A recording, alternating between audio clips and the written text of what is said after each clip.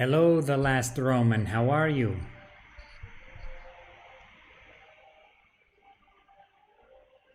Let's wait for everyone to arrive, and then we'll get started with some Rome 2 action and post-review discussion.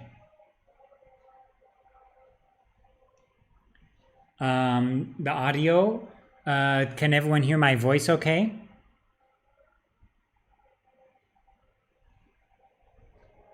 I know that the game audio might be a bit strange because I've never been able to get my streaming software up to snuff here. Hello, Premier Cherdenko. Hello, Leonardo HD. Oh, I'm sorry to hear that, the last Roman. I'm okay. Just very busy.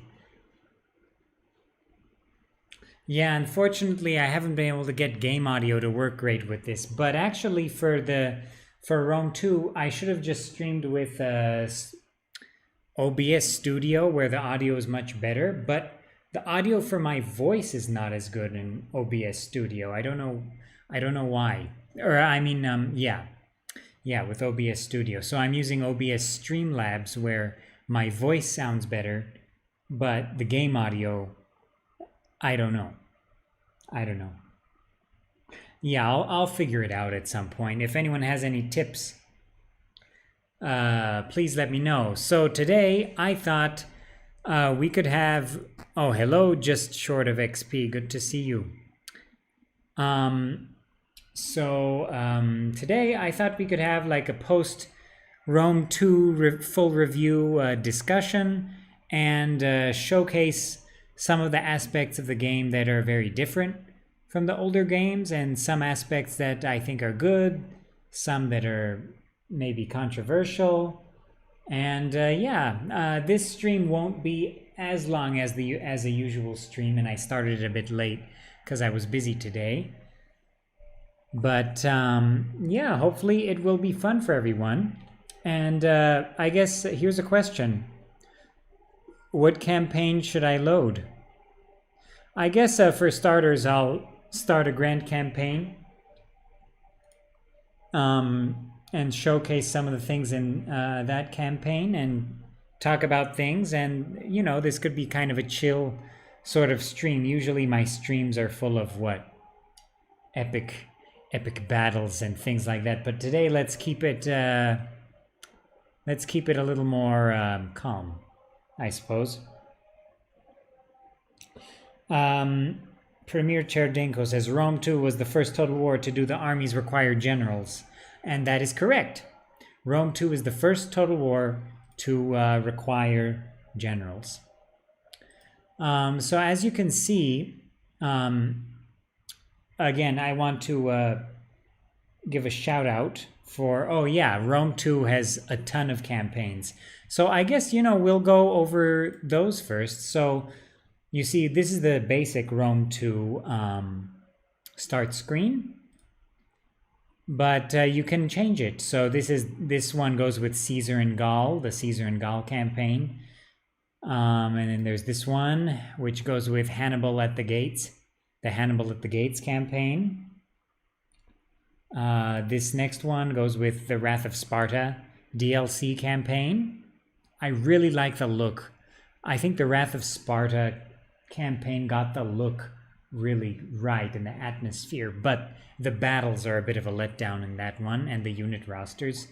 And this one is the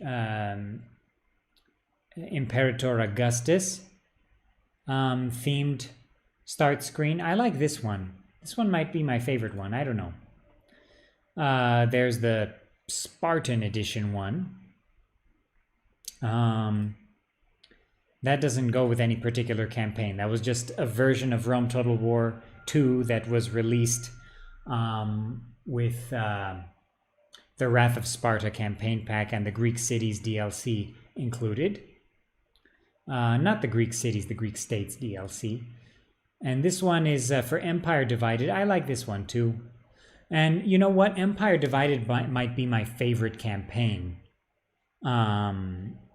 I don't know if I can choose this one between this one or the Grand Campaign. I tested this one a lot when I was preparing for the full review because I hadn't played it that much. And I really enjoyed this one quite a bit. And then this last one is for Rise of the Republic. This one went with the very late 2019 DLC, Rise of the Republic. A very cool atmospheric campaign. It was interesting. It was interesting. And I hope they go for kind of earlier start dates in future Total Wars. Oh, Nighty Night. Sorry, I wasn't looking at the chat. Nighty Night says, which faction are we playing today? I guess we could showcase a couple because this is a more discussion-oriented stream.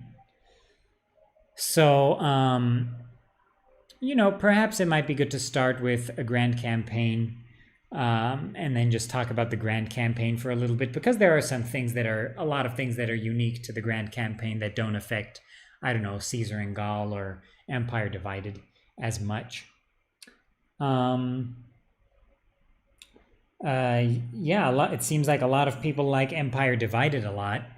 And I've seen that, you know, because Empire Divided was released pretty late in Rome 2's life cycle. I think it was 2017, not 2018. I think it was 2017. Not too much YouTube coverage of it. Republic of Play has a great video on Empire Divided. I think I'm a little more positive on the campaign than he is, even though I'd say he's a little more positive on Rome 2 than I am. No, I guess we're about even in terms of our interpretation of it. This is pure vanilla. I have pure vanilla loaded up. But actually, for the Rise of the Republic DLC, they did do some graphical enhancements. So, yeah, I'm not running this on the best system ever, so we're not going to see Rome 2 in its full glory. Oh, you want to check out the Rise of the Republic factions? So, yeah, Imperator Augustus has fewer factions than the Grand Campaign. Like, again, if we look at the Grand Campaign, there's just one Roman faction with just 3, like, family, the bonuses, whatever. And then same with Carthage. In Balkan tribes, you got Odrysian Kingdom, basically Thrace from vanilla Rome 1, really. You got the Getae, the Dacians basically, and you got the RDI, basically the Illyrians, sort of one of the Illyrian kingdoms. And then you've got Tylis, which is a kind of Celtic faction. That starts out near Byzantium. Then you've got the Gaelic tribes, again, 4 playable factions. The Nervi, basically the Belgae. The Galatians. I like that the Galatians are here. It's very cool to have a Celtic faction in the middle of the East. You've got the Arverni and then the Boii. Yep, the Boii are playable in Roma Surrectum. The mod Roma Surrectum. I believe they are playable in the mod Dust and War that I recently covered. Yeah, so I'm seeing a lot of love for Empire Divided. Yeah, that's very cool. I liked it a lot. I saw that I was reading reviews as well of Empire Divided, and a lot of people, I don't know, they were kind of lukewarm on it. I really liked it. I don't know. So I'm glad it's not just me who enjoyed it. Heroes Meister says, the Balkan tribes, aka the Celtic pushovers. CA was too lazy to flesh them properly and give distinct Illyrian, Thracian, and Dacian cultures. Yeah, that was too bad. Luckily, that's fixed in mods, like Divide et Impera and other mods. So we've got the Greek states here. Yeah, I've heard that people are really disappointed with the Illyrian campaign here. Where are they? Balkan tribes. Yeah, I actually never played as them. There's so many factions here. There was no way for me to test every single one. But, you know, I always felt that Massalia shouldn't have been like a major faction, and they could have gone with, I don't know, some other faction.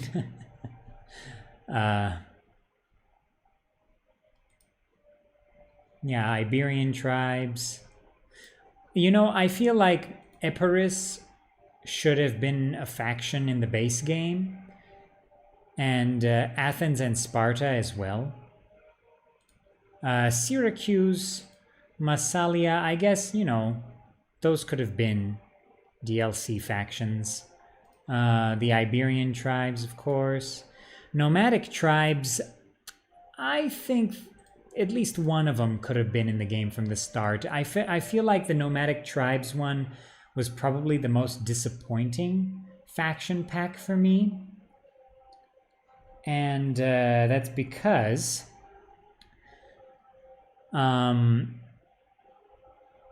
you know, the nomadic gameplay, like I've been playing I've been doing a lot of the EB2 Saka campaign, and I've been preparing a guide for the Sarmatians as well in Europa Barbarorum 2. And the gameplay in Europa Barbarorum 2 emphasizes that you are in fact a nomadic tribe. So you've got camps, you have to convert them into settlements, and you have to settle your tribe, and that gives you better bonuses to governing like regular settlements that are not camps and cities. And you feel that sort of progression, whereas here you know, you do get some bonuses like Horde +3 army recruitment slots in home province, and the plus 50% income from raiding and sacking. I mean, those do help, but you're still playing basically the same game. So I know Divide et Impera definitely improves the nomadic reforms a lot. Was Massalia free DLC? I can't remember. It's been so long. Does anyone actually play an Iberian tribe? I imagine some people do. I'd imagine. Eastern empires. So you know what? These three, Parthia, Armenia, and Pontus, should have been just included from the start. So I think Pontus and Armenia are free. So that was good, though I think... Was Pontus included later in a later patch? It might have been. And then Armenia was included in the Imperator Augustus campaign. Yeah. The Eastern bonus of plus 25 ammunition, that's an interesting bonus, that's for sure.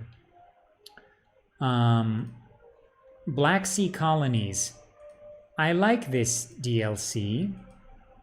I feel like a major issue for me was Colchis. First of all, the capital of Colchis here is Phasis. Whereas it should have been like Archaeopolis or Kutaisi, more inland. I think they wanted to emphasize that they emphasize too much the Hellenic influence in Colchis rather than the native kingdom. And I feel, I don't know, maybe it's a little Orientalist. I don't know. But in any case, I feel like Colchis was a bit too Hellenistic in its implementation, and they probably should have included Kartli because it was a more important kingdom at the time, Caucasian Iberia. But I'm okay with Colchis. I really like the Colchian spearmen. The Kingdom of the Bosporus, I really like that. I wish they didn't call it Chimeria. I really wish they didn't call it that. Pergamum, I don't know. I find Pergamum kind of boring, but I'm glad it's there. Britannic tribes, yeah, whatever. And then, you know, I think they could have included another Germanic tribe, maybe, or made the mechanics a little more interesting. But the Suebi are a good choice. I think they might have done it because of influence from Europa Barbarorum, but maybe that's just me. I know Roma Surrectum includes the Cimbri.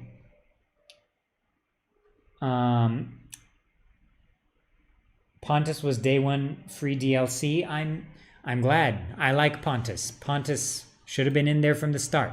I'm pro Pontus, and not the geographic location. Pro Pontus. Yeah. Now I want to play as. You know what? I'm playing as Pontus, just to showcase some parts of the Grand Campaign, and then I'll start up a couple other campaigns. Since this is more of a discussion video.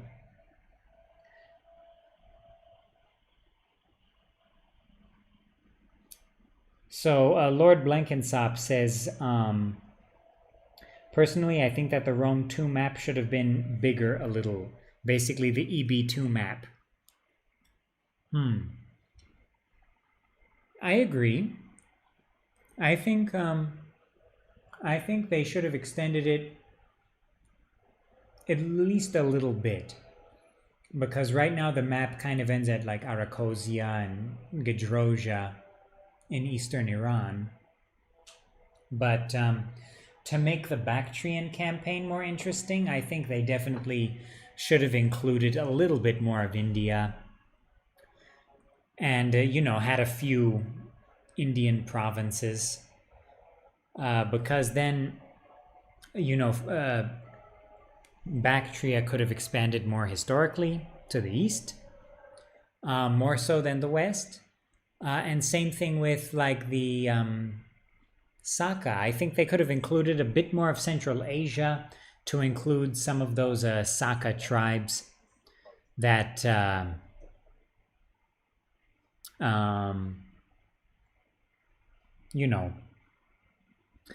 were able to conquer part of India and Bactria eventually. So one thing about Rome 2 that I like is that every faction gets original missions. So, in Rome 1, like if you think about it, not all the factions are playable. And then a lot of the factions don't even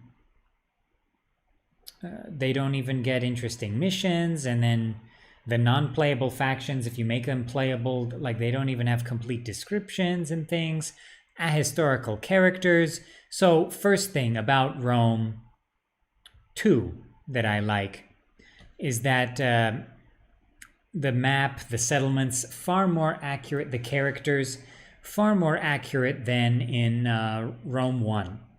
That's something I really have to praise about Rome 2. Is even though it's not the most accurate game in history, they did a lot better of a job than in Rome 1. Yes, Lord Blenkinsop, I agree. They should have extended to the Indus River Valley and Alexandria Escate, definitely. In terms of the 2D art in Rome 2, so let's take a look at the unit cards. They're okay. Like, I understand they were going for that Greek style unit cards and building cards. I feel like, but it's too much. It's too much black. I don't know, it just makes the game feel less colorful. And I don't know what I'm trying to say, but when you compare these unit cards to, for example, the unit cards in the Empire Divided DLC, which I will show you in a little bit, you see that what I said in the review is I thought the Empire Divided unit cards should have been the unit cards in the base game in the regular campaigns, and then these black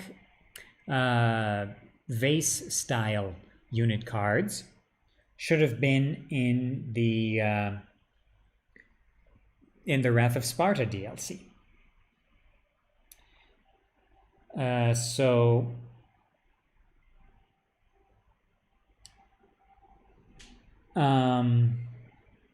Yeah, for the loading screens, they're not that great. They're a little, I don't know, they don't really pop for me. I like the loading screens in Divide et Impera, Wars of the Gods more. So one thing I didn't really talk about in my review was the tech tree. And this is an aspect of Rome 2 that I enjoy.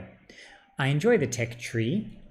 And I really like that every faction has a unique tech tree. So, like I said in the review, I mentioned something about, and you know, in different campaigns, there are even different tech trees as well, which is very cool. And in Empire Divided, I mentioned, I tested Armenia in Empire Divided. And Armenia's tech tree allows you to unlock building the Echmiadzin Cathedral, which is the oldest cathedral building in the world, located in Armenia. And I think that was very cool. That was a very cool addition. So I was surprised. But it works. It provides good bonuses too, even though it takes a lot of food. Yeah. Okay, another thing. I guess I like agents more in Rome 2 because, you know, there are so many historical episodes where spies and assassins and people like that were able to have a big impact on what was going on politically. So, for example, Mithridates of Pontus, Mithridates VI of Pontus, used his agents to sow discord all across Asia Minor and like orchestrated the murder of tens of thousands of Romans and kicked them all out. Well, he didn't kick them out, he killed them in Asia Minor. And that was like during the beginning phases of the Mithridatic Wars between Rome and Pontus. So, yeah. But agents in Rome 2, you definitely feel like they have more of an impact. Now, can they be annoying? Yes, I prefer the toned down agents in Divide et Impera, but I'm actually okay with the vanilla agents. Now, yeah, I'm seeing some people like the unit cards, some people don't like them. I'm in the middle on the unit cards. I feel like these unit cards could have been in Wrath of Sparta, and they would have fit in. But in the main campaigns, I would have preferred the Empire Divided unit cards. Good seeing you, Nighty Night. So,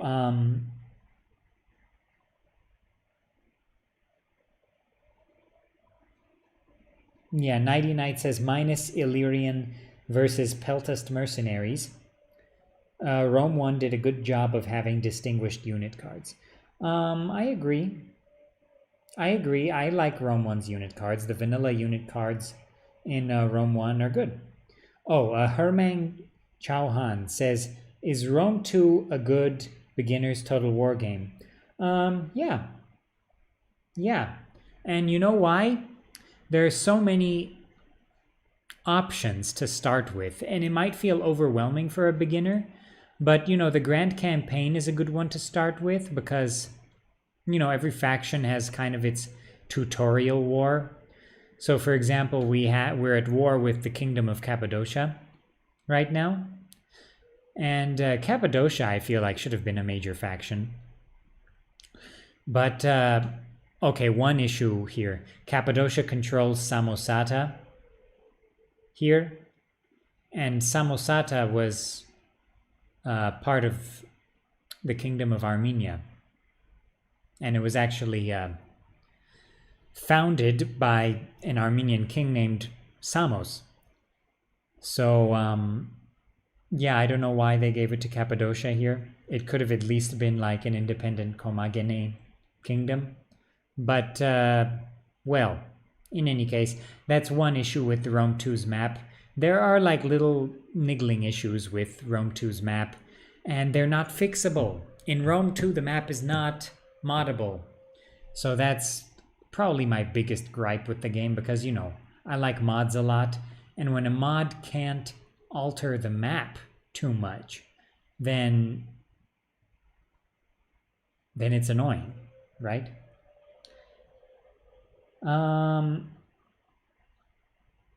Yeah, so for Hemang's question, is Rome 2 a beginner's Total War game? I would say yes, especially the Caesar and Gaul campaign. I feel like Caesar and Gaul is a good beginner's campaign, as well as the Grand campaign.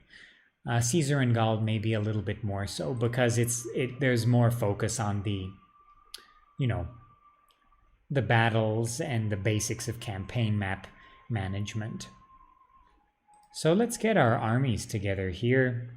So yeah, I appreciate the Rome 2 movement a little bit more than in the older games. It's a little more clear. I like the stances of armies. I feel like forced march is definitely abused by the AI a lot in vanilla.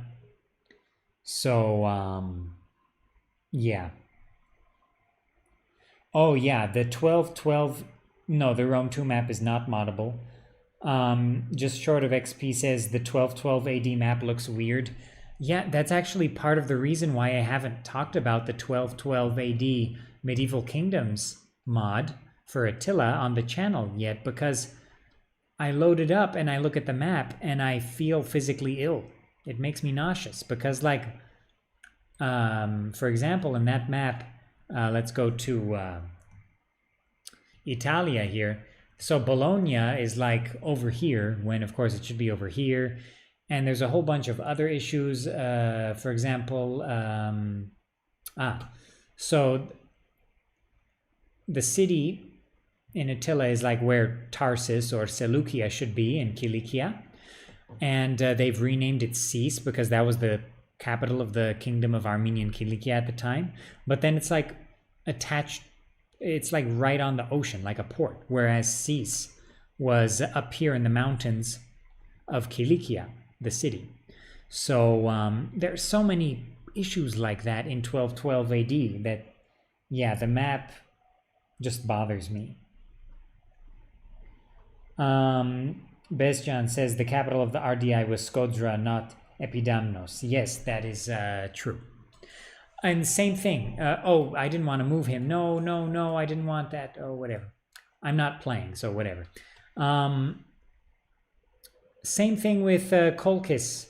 The capital of Kolkis was either Kutaisi or Archaeopolis would have been another good choice. But they went with Phasis just because it was a Greek colony. And I think same thing with Epidamnos. It was a more, you know, Hellenistic influenced town. So I think that's why they went with it, a more recognizable Hellenistic Greek style name. So yeah, I feel like there are a couple of decisions like that made in Rome 2, and it's unfortunate. So yeah, another issue with that was with Kolkis. Another thing about Rome 2 that I didn't talk about was the RPG elements. So let's say I take my agent, I go to Samosata, and I do sabotage. Does that give me enough XP for the bonus? Nope. But in any case, okay, I'll just play a couple turns and then we'll keep talking. But I do want to talk about the RPG system because I think it's a give and take. So let's go with a muster field. I want to be able to recruit some things, actually. And here, should I go with a gathering place or a mine? You know what? I should do, I'll do a gathering place. Now let's recruit an agent here. Oh, I can't. All right. I'll recruit some troops. Just to have some. You know, just a couple of spearmen, because they're so cheap. And let's end the turn. Yes, indeed. So that's a big issue for Rome 2 with me. Oh, Galatia declares war. Okay. Yeah, the settlements are too big on the map. It definitely causes a bit of immersion breaking. I definitely agree with that. And yeah, even though the map is definitely objectively, this map is way better than Rome 1's map. It's just better. It's better in every way. You know what? I'm gonna load a different campaign.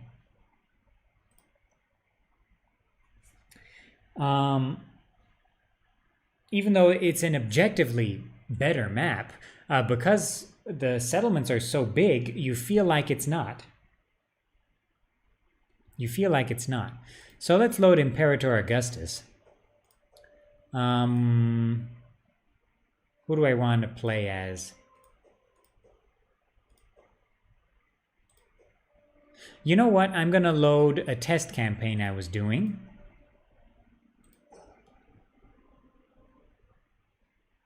No, don't worry, Stellar. This is just a discussion type of stream. We haven't done that much. We're just discussing, talking about Rome 2. Yeah, and the 1212 mod Paris is not in the right place. So you know, they are working on editing the map in Attila, and the Rise of Mordor team figured it out. So hopefully the Medieval Kingdoms team is able to fix that, because that's one of the reasons I have not really gotten into Medieval Kingdoms 1212 AD. So this is one of the test campaigns I did before the full review. I wanted to test out Empire Divided, because I hadn't played it that much. It was the grand campaign I had played the least. Because I don't think I got the DLC right away back in the day. But as you can see, these are the unit cards in Empire Divided. Now, I'd like to get your opinion. Who thinks these are better or worse than the regular standard campaign Rome 2 unit cards? I like these a lot better. I think they fit in with the atmosphere of the game better. I think the black ones, the ones in the Grand Campaign, would fit more with the Wrath of Sparta campaign. What does everyone think? Just curious. I've been seeing some people hate the unit cards in the chat. Some people like them. They say it makes the game feel more atmospheric. I see your point, but when you look at these, I don't know. It just seems like these Empire Divided ones fit in a little bit better. So if anyone would like to chime in, that would be nice. Oh, Angel of Death, hello.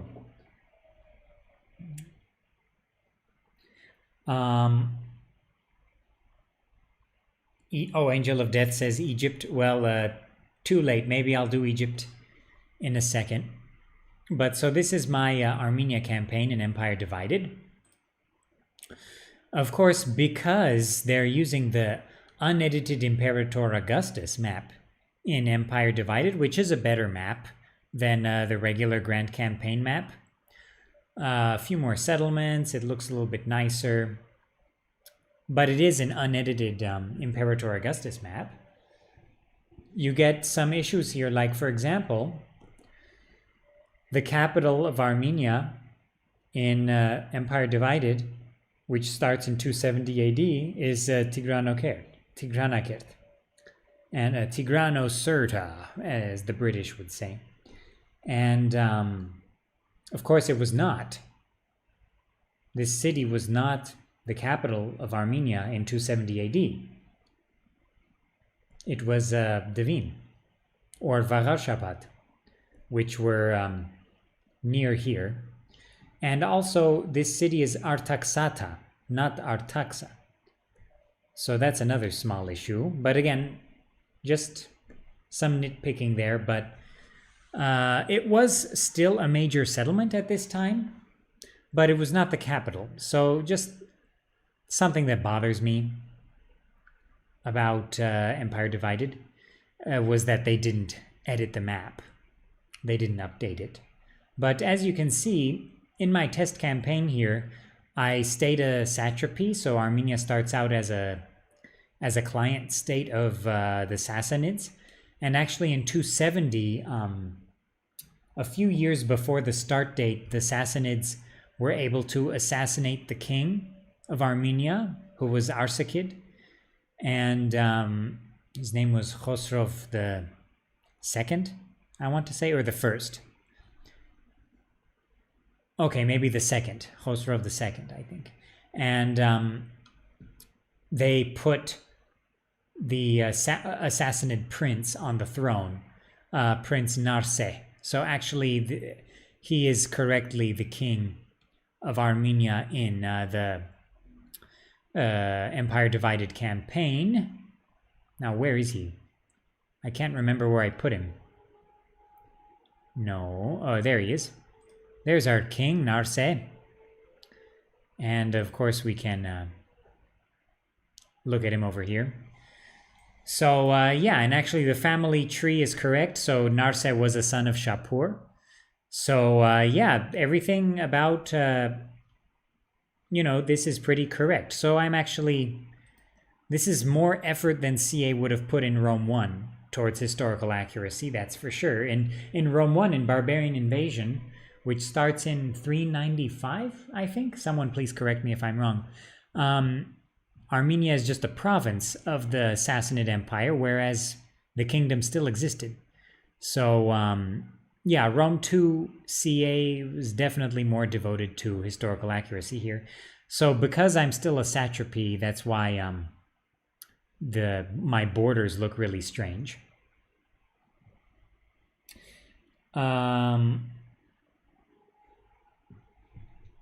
No, this is not from a mod. These are the regular.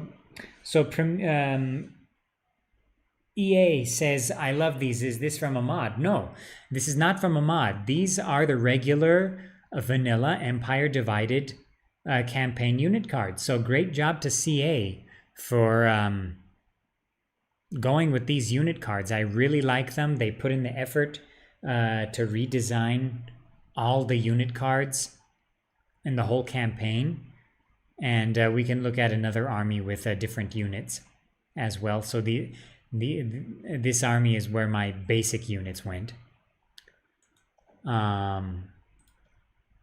Yeah. So yeah, CA, I think they put a lot of effort into Empire Divided. There were some aspects they could have improved, definitely. But yeah, Empire Divided, I feel like it might be my favorite of the grand campaigns. So here we see an Onager as well. 363 for Barbarian Invasion. Oh yeah, even worse. Armenia was at war with the Sassanids at that time. So yeah, the kingdom still existed. So I have a question here. Stellar says, were the Arsakid kings of Armenia Parthians or Armenians? They were from the Parthian Arsakid dynasty, so they were Parthian. However, there is a genealogy where they settled in Armenia and became nobles in Armenia before the arrangement with the Romans and Parthians, where they would put an Arsakid Parthian king on the throne of Armenia. But yes, the Arsakids were a Parthian dynasty.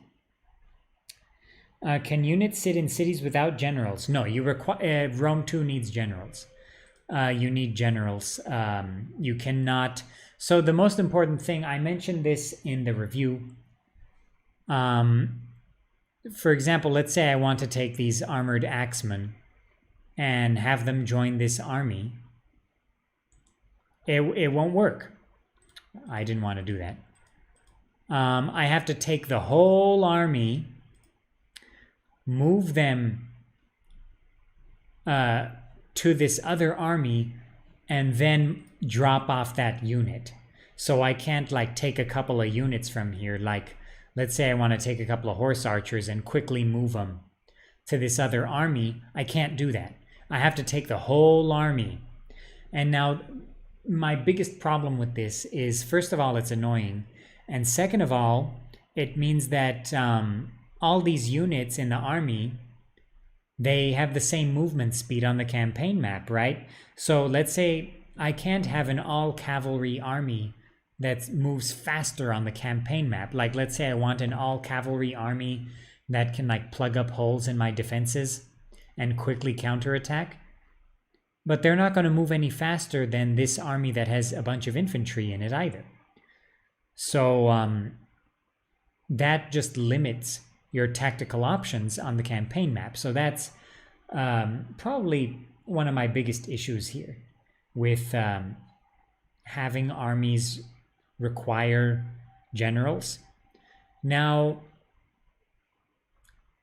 I am okay with this because it prevents the AI from making too many silly, tiny stacks, right? But still, it's a heavy-handed fix, right? It's very heavy-handed. Now again, let's take a look at these unit cards. Isaiah the Gamer says, I'm still a virgin? All right. Is Armenia in Attila? Yes, it is. It's its own faction in Attila. It starts out as a client state of the Sassanids. Attila starts 395. Yeah, and at that time, Armenia was led by King Varam Shabu, a very famous king, because he was the one who commissioned the creation of the Armenian alphabet, which is, of course, not a Latin or a Cyrillic alphabet. There's also these armored horse archers I really like, and the armored archers are really good. These armored archers are very nice indeed. One of my favorite units in this campaign. The noble spearmen are good too. Now, what was I talking about?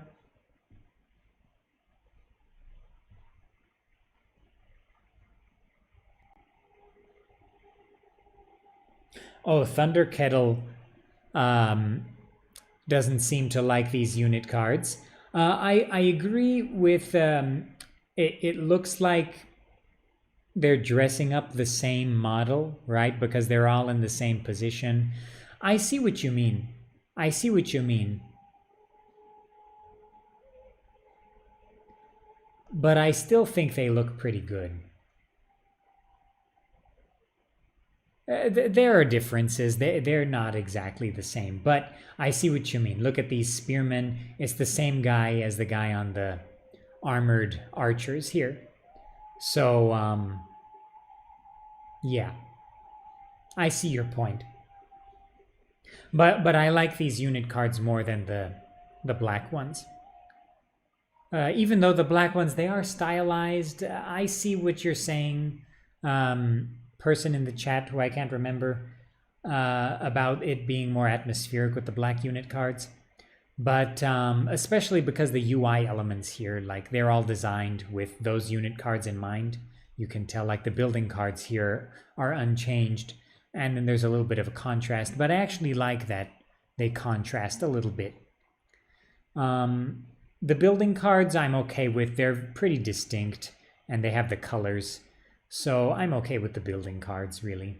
They're pretty clear.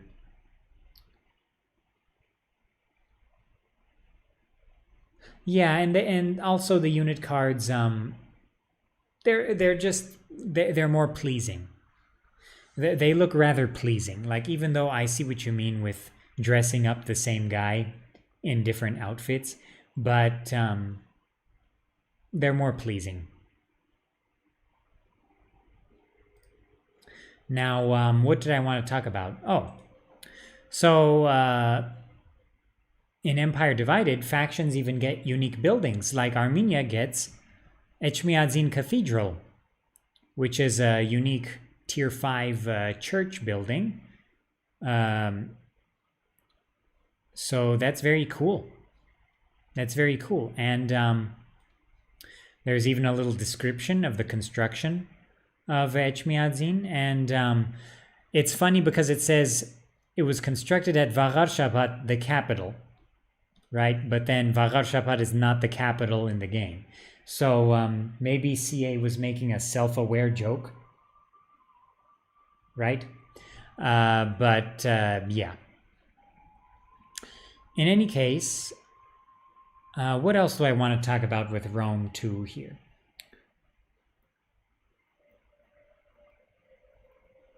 Ray Lin says, in Rome 2, they should have gone for the style that they went for in Attila. Now, Attila's unit cards are okay. I'd say they're okay. They're pretty good. I don't have a problem with them. I would say these ones are a little more pleasing than Attila's, actually. I don't know. I just really like the... I feel like Empire Divided, they thought about a little bit more in terms of the design there. But, and as I showed you, also factions get unique tech trees here and descriptions. So, for example, I'll give a good example here. So, for example, in Armenia's tech tree, you have the reorganized Zoranamak.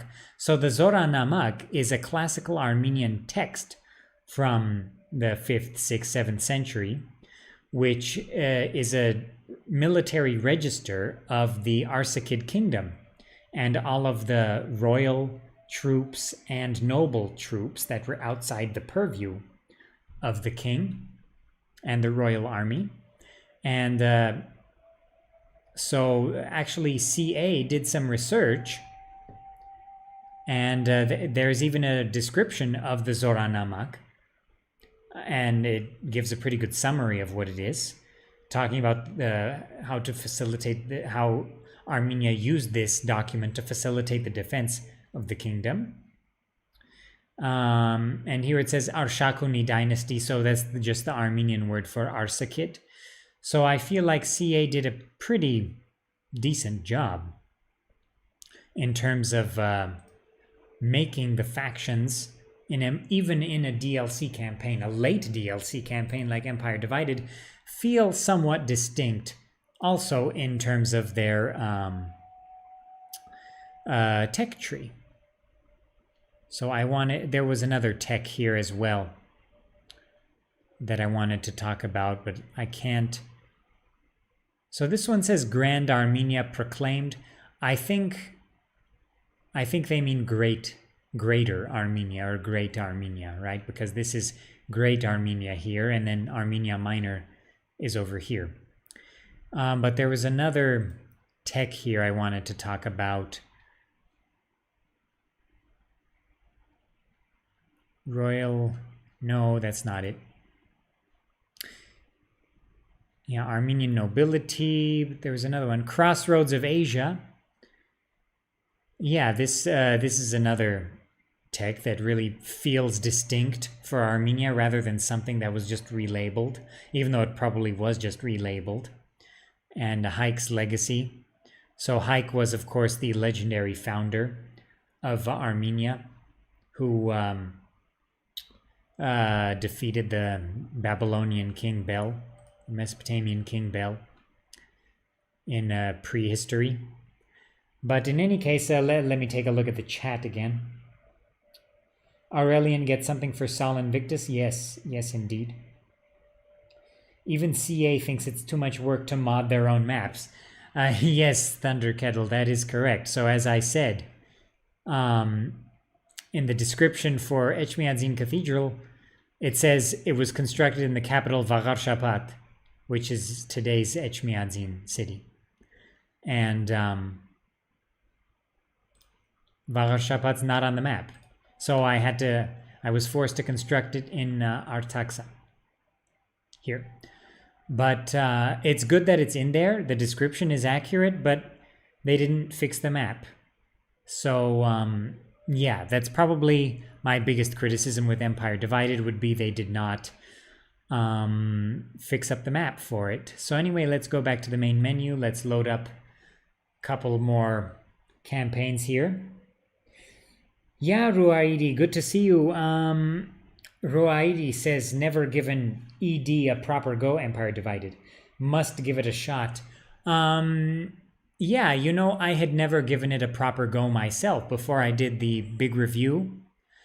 And it was 50 minutes, by the way. That's why I didn't talk about everything in the review. I didn't want it to drag on too long. But Empire Divided, I had a blast. It was very fun. It was very fun. And, you know, I liked fighting a lot of Roman armies. It was cool. You know, in the Grand Campaign, you always feel like you want the Romans to be like sort of an endgame boss, but they almost never are. Empire Divided gives that to you. So if you start out as another faction like Armenia, let's say, or the Saxons, one of the Germans, or the Alans, or something, then the Romans, it really does feel like they are an endgame boss, because they're everywhere. They're everywhere. So in any case, what do I want to showcase now? Somebody wanted to see Rise of the Republic. So let's do it.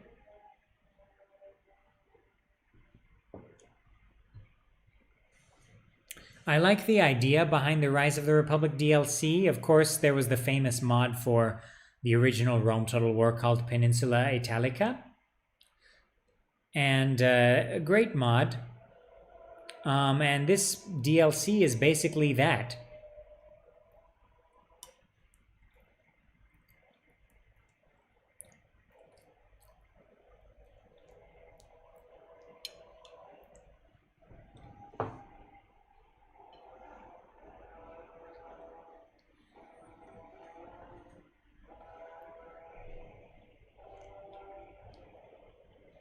So J. Civilis says, the one thing I really don't like about Rome 2 is the vanilla unit rosters.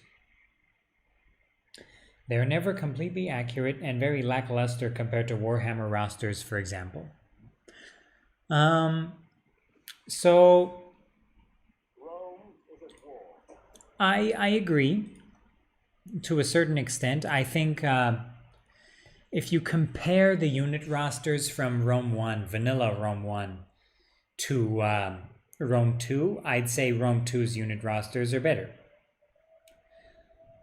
But they could have been even better. They could have been even better. Empire Divided, I feel, has pretty decent unit rosters.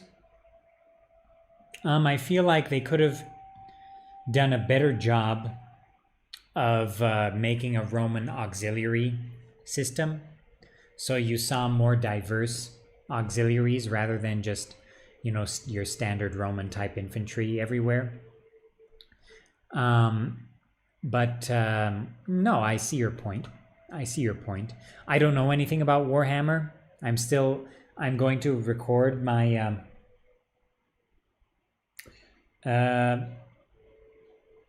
my impressions of Warhammer 2 because a CA gave me a code. So I thought, you know what, why not make a video showing like historical Total War player tries Warhammer. I think that'll be fun. I doubt I'll get too much into it, but you know, I'd like to see the new mechanics and things like that, and the graphics too.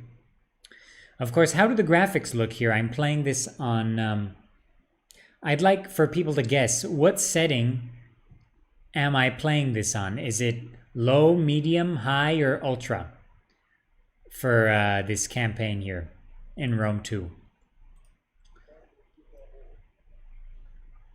I'm running this on a budget gaming laptop, by the way.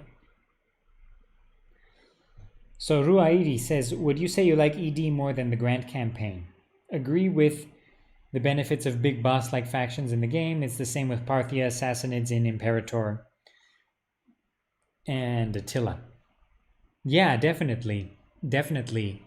It's cool when there's a big boss-like faction, and Empire Divided gives it to you if you're a non-Roman faction. Even if you're a Roman faction, it's basically like the end Civil War, except it's tougher from Rome 1. So let's just doof around here. Let's build a forum. Has anyone been to the forum in Rome? It's very cool. Military camp. It's also cool that in this campaign you see Rome with an interesting early roster, like Roman swordsmen, and then the Centuriae, which is kind of like a Roman hoplite, and Roman light hoplites. So it's cool to see Rome with these sorts of units here. So let's get our veteran into our army.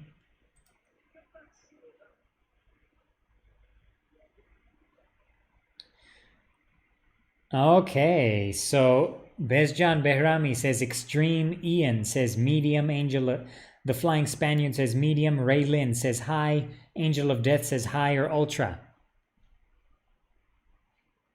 I'll give everyone another minute. Okay, I'm playing on medium. This is on medium settings. So it still looks quite nice on medium. Right? It still looks quite nice. Rise of the Republic has a bit of a different style. It's a bit more... it looks cool. I like the Rise of the Republic style. I like how zoomed in it is. This is massive. Now, the dream game would be if the whole campaign map was this big. It would be so cool. And then you have a slow-paced campaign, like 12 turns per year with a map this big. It would be just epic. And then multiplayer, like a battle royale, but with the campaign. That would be epic. Maybe that'll be a next gen sort of experience. I think it can be done at some point. Why not?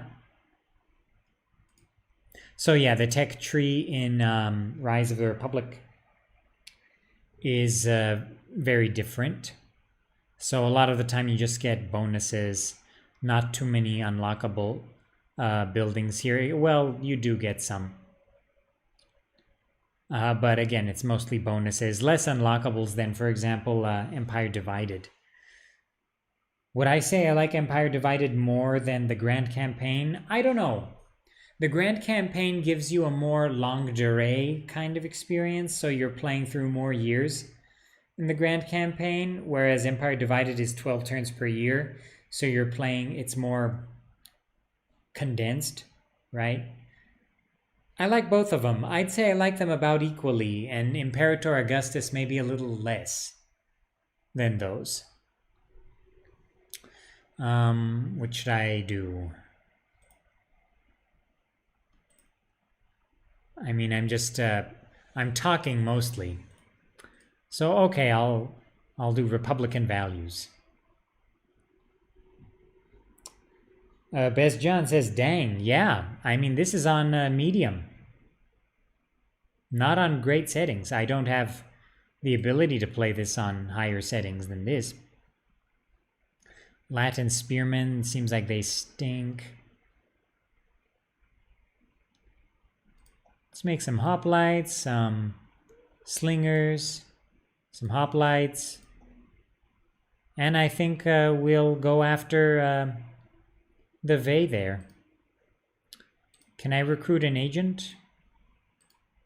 What does an agent need? Wow, I can't get a spy until this tech.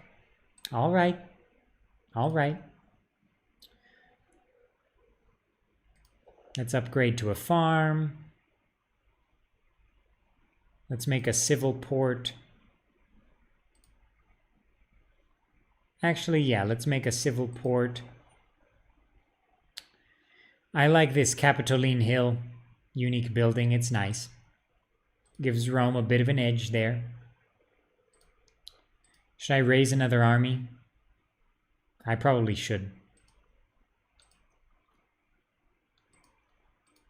Okay. Yeah, this is a cavalry general. Oh, I can make an edict. Let's just do bread and games. Gudea, do you know Latin? I did a little bit of Latin just by myself, but I never took Latin in university. In university, I took Old Persian, Middle Persian, Pahlavi, Classical Armenian, Ancient Greek, Akkadian, Sumerian, Hittite, and a little Eblite. Those are the languages I studied officially or semi-officially at university.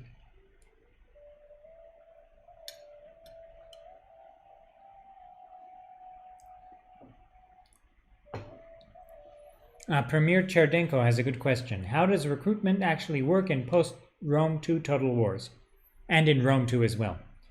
It's directly into armies recruited from the province. The army is in rather than the city. So yes, recruitment. So as you can see, you click on the army and you have the button to recruit units here. And then you recruit them and they go into the army.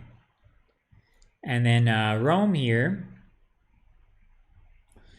you have the ability to raise forces, right? You can make a new army, but you cannot recruit from a city. So if I choose Ostia, let's say, where there's a garrison, right?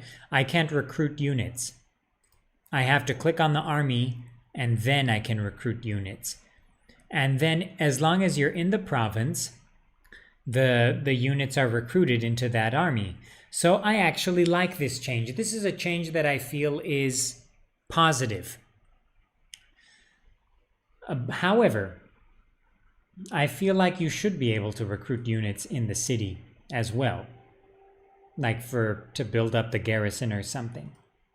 It doesn't quite make sense that you can't do that and then like shuffle units around from the garrison to armies in the field and things like that. But yeah, so that's how you recruit units. So I recruited a couple of units, light hoplites and slingers, into this army, and they just appeared in the army. So let's fight a battle, because I've gone this whole stream without fighting a battle. So this is the garrison army, huh? You know, I'll encircle them.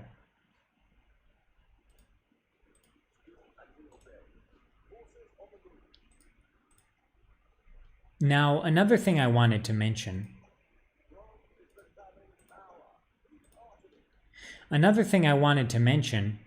Was names in Rome 2. So every army has a name. And I think that's cool, right? However, for some factions, the naming conventions are not that cool. So let's take the Eastern factions as an example: Parthia, Armenia, Pontus.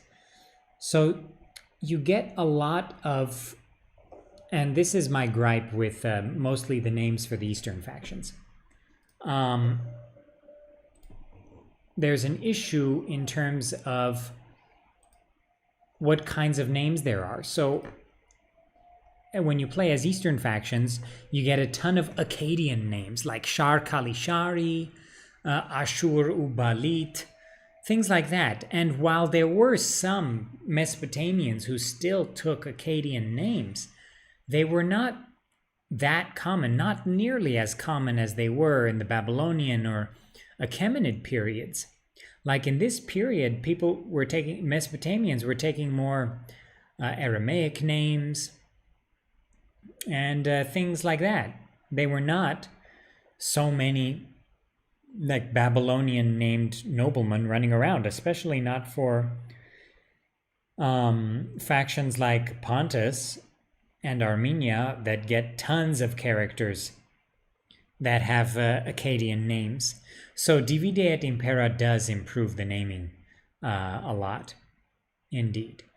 So let's do Drill Sergeant for this this guy here. Let's join our army there. And now let's attack. So let's actually do this on the campaign map, because I want to show a few things about battles.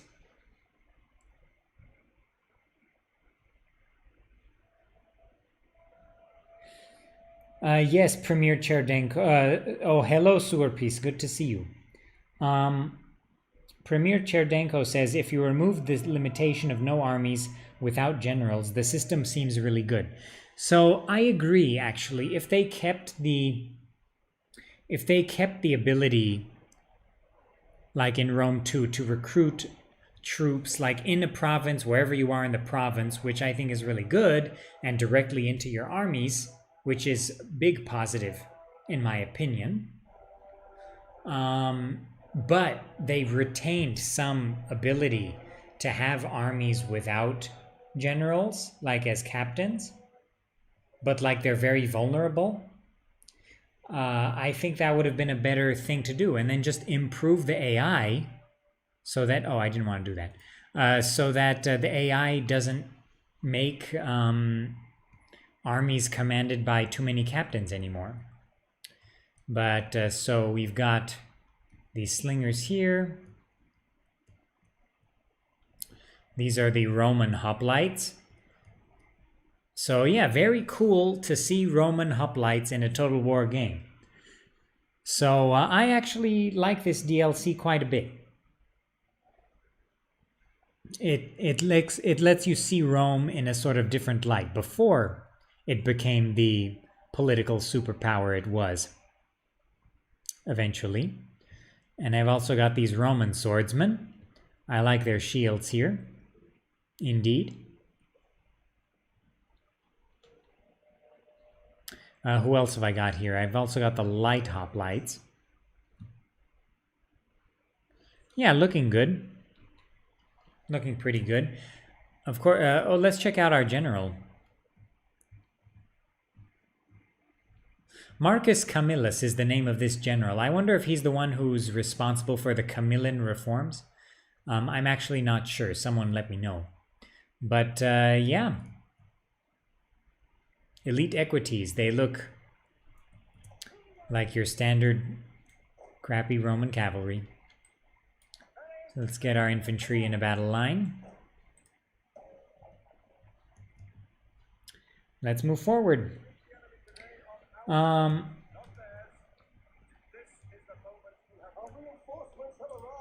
So of course he is giving a general speech.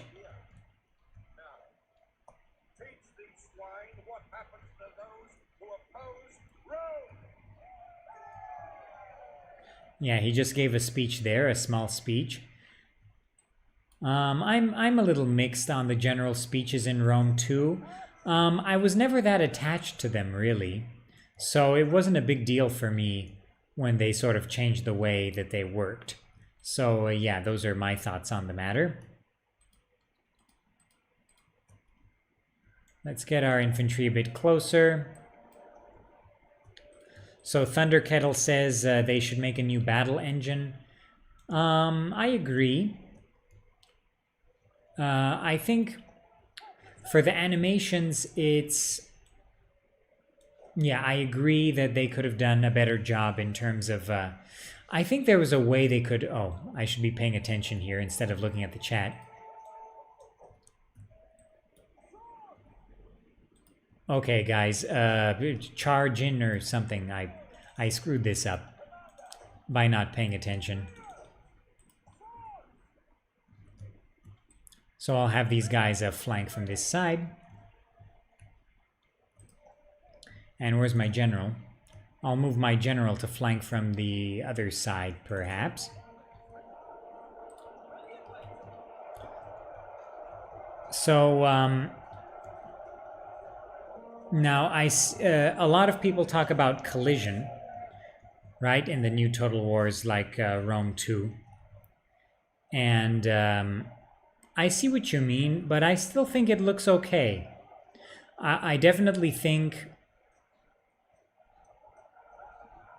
Okay, Rome 1 has really good collision mechanics and how the battles look and feel. I say Rome 1 is my favorite in that regard. Oh, some Etruscan skirmishers. Okay. But... like, when I think about Medieval 2 and its sort of slow animations and the kind of strange pathfinding issues and the responsiveness of units in Medieval 2, I'm hard-pressed to say if I prefer this one or Medieval 2. Because I definitely like Rome 1. I think Rome 1 has the best feel of battles, in my opinion. Shogun 2 I enjoy quite a bit as well. But okay, so what am I doing here? I'm not paying attention. Yeah, I'm not being very smart right now. Please don't judge me. But I'm trying to think of what... okay, let's look at the chat. Maybe I'll remember my train of thought here.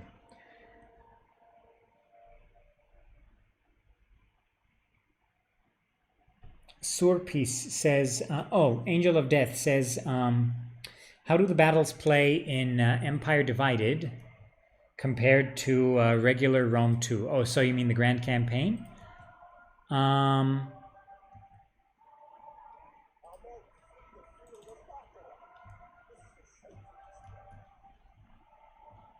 I'd say that, not that different. Not that different.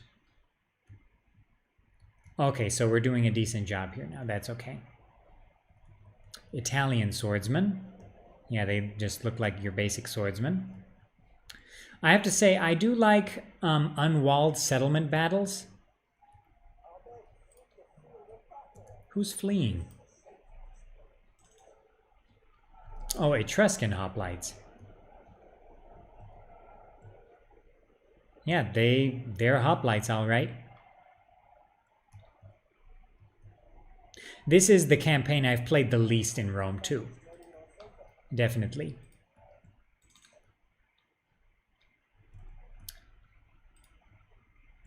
Okay, so I got those guys. Very good.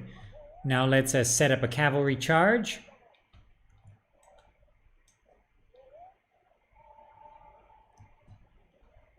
And let's hit these guys from the back.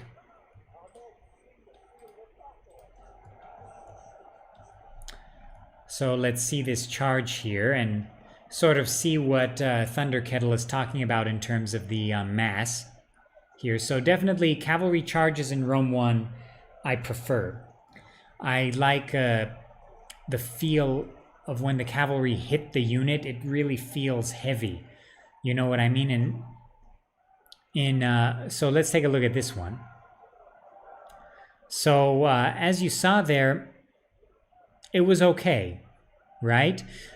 Like, I definitely feel like I preferred that charge to a regular charge in Medieval 2. Because I really feel like they made Medieval 2 charges feel weak. I honestly think that. I don't understand when people say they think the Medieval 2 charges feel good. I don't think so at all. I don't think so at all.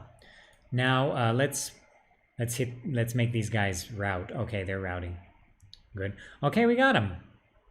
Very nice. What was I saying? Right. So I think Shogun 2 had better charges. It felt more trampoly, and Attila has that feel as well in a lot of ways. In Rome 2, it feels like there's less impact here. Yeah, Thunder Kettle seems to agree with me here. Medieval 2 feels sticky. I'd say I like Medieval 2's cavalry charges even less than Rome 2's. Like, I saw that charge there, and I at least saw, like, trampling a bunch of guys, and it felt like my cavalry were getting into the enemy unit. Right? But Medieval 2 doesn't give me that feeling in terms of cavalry charges. Vanilla cavalry charges in Medieval 2 are definitely stronger than in some mods. Like Tsardom's, I think, has pretty weak cavalry charges. But, should I make a temple? Where's my culture here? Etruscan, it's all Etruscan. So let's do consecrated ground. Don't have enough money to do anything else. Nope.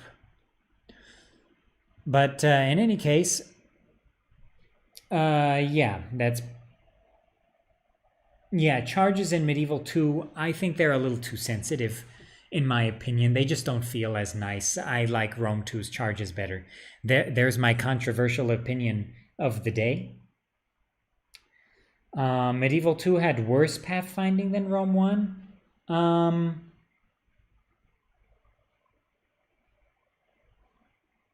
That's a good question. I'd say they both have bad pathfinding. Medieval 2 and Rome 1 annoy me equally with pathfinding, but I think Rome 1's is a little worse, especially with modded settlements. I think Rome 1's is a bit worse. Now, in my review of Rome 2, I mention that pathfinding in Rome 2 is one aspect that was really improved, right? So,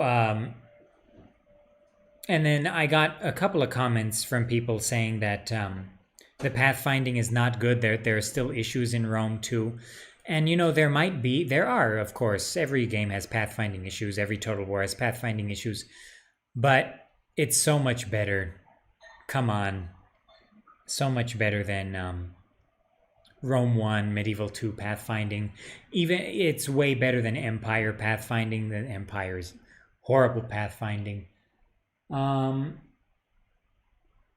You know what? It's even better than Shogun 2 pathfinding, because sometimes in some of the castle maps in Shogun 2, it's hard to place your Yari Ashigaru in the correct location, right, when you're deploying your units. So I'd say Rome 2's pathfinding feels better to me personally than even Shogun 2's. So I'm okay with the pathfinding in Rome 2. I think they made a lot of progress on that front, indeed. And I think some of that has to do with the way battle maps are generated in Rome 2. So in Rome 2, since it's using the Warscape engine, it doesn't use the map, the grand map, to generate the battlefield. It just has standard battlefields in each province, and I think a couple of different ones, depending on the province. And even though I wish it was generated by the grand map, you can definitely see pathfinding improvements because of that. Indeed.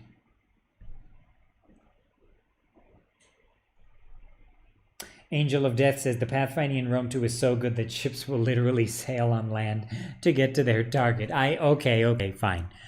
Good. That's a good point. So let's open up another campaign here. I guess I'll end this stream in about 20-25 minutes or so. So let's keep talking about Rome 2.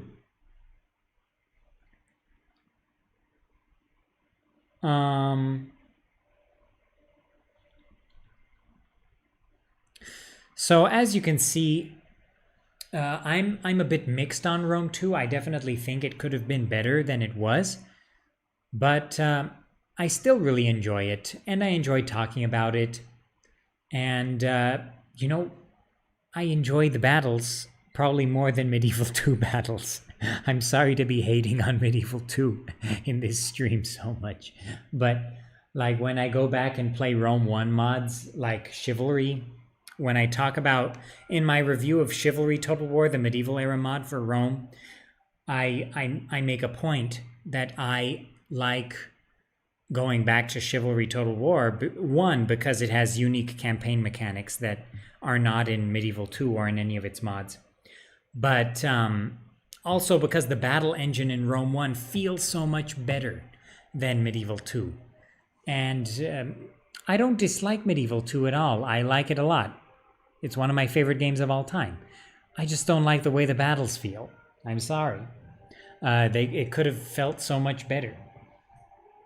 In any case, let's go back to the chat here. Okay, I missed a couple of things here. Oh, Carson Bush.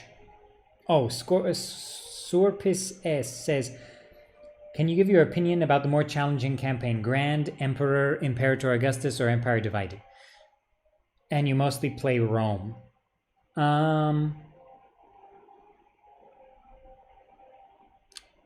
If you're playing Rome, then I'd say maybe Empire Divided is the toughest one. I don't play as Rome very often. I usually play either Greek factions, not successor states so much, but I usually play like Greek factions, like Syracuse or something, or Athens or Sparta or Epirus. I really like Epirus. I know it's a successor state, but whatever. Oh, it's not really a successor state. It's a Greek kingdom. Let's go for that. Or Eastern factions, or nomadic factions. I like those types of factions more than barbarian or Roman factions, or successor empires. So I don't have too much experience playing as Rome, even in Rome 2. But I would say the toughest would be an Empire Divided. That's what I'm going for. And Drevin says the engine was so good in Shogun 2. Yes, indeed. Shogun 2, super good, super cool, really great. I really like Shogun 2 a lot. It's one of my favorite Total Wars to go back to do multiplayer campaigns with old friends you haven't seen in a while. It's really fun. I really like Shogun 2. One of the best aspects, of course, of Rome 2 is the multiplayer campaign. Now, multiplayer campaign is so fun for me. It's really fun to play with relatives, friends, things like that, getting together to do co-op or versus. I just think that was a really big benefit Rome 2 has over Rome 1. You could say it makes the game for me. Like, I'd say Rome 1 I like more as a single player experience, because you can get so many different experiences in Rome 1 with the single player experience, right? But in Rome 2, I really like the multiplayer experience a lot. So I'd say Rome 2's multiplayer experience much better. And of course that started with Napoleon, so I give Napoleon all the credit in the world for introducing the multiplayer campaign. But it's more fun in Shogun 2 and Rome. Napoleon's multiplayer campaign, it's still fun. I like Napoleon's multiplayer campaign. I'm not going to knock it. Okay, let's see what else in the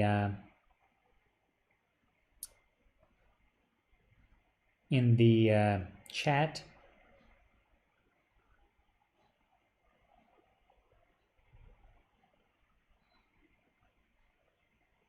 Oh, just short of XP says, what I like in Rome 2 and Attila is how the soldiers talk to one another depending on how the battle is going and whether it's the beginning or end. It's highly immersive. You can feel like one of them. Yes, I agree. That's a very good aspect of Rome 2. I like that.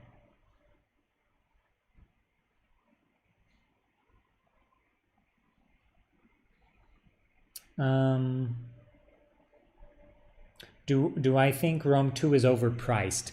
At full price with all the DLC, yeah, whoa, it's way overpriced. If you can get it, it's been 75% off with the DLC. The DLC have been 75% off as well. If you can get it for 75% off the whole package for like, I don't know, 30, 40 bucks, then it's worth it. It's such a big experience. If you think about it, look at how many campaigns there are. They all have their own intricacies. Each faction feels a bit different.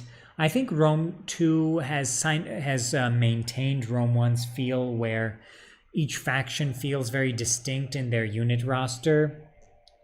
So like Parthia will play very differently to Athens and Rome, and the rosters don't feel that samey. So yeah. Angel of Death says, Rome 1 and Shogun 2 are the only Total War games where I prefer the vanilla game to mods. You like Rome 1 vanilla more than the mods? Shogun 2, I understand. I get it. I totally get it. But Rome 1? Do you mean Rome 2? Carson says, I feel like I never got the economic aspect of Rome 2 down. It seems like the AI can support substantially more armies than I can, regardless of difficulty settings. I mean, the AI does cheat. That's no doubt about that. But I don't think... There's definitely ways to navigate through that. You've got to... you know, in Rome 2, you have to remember, in Rome 2, let's load up something.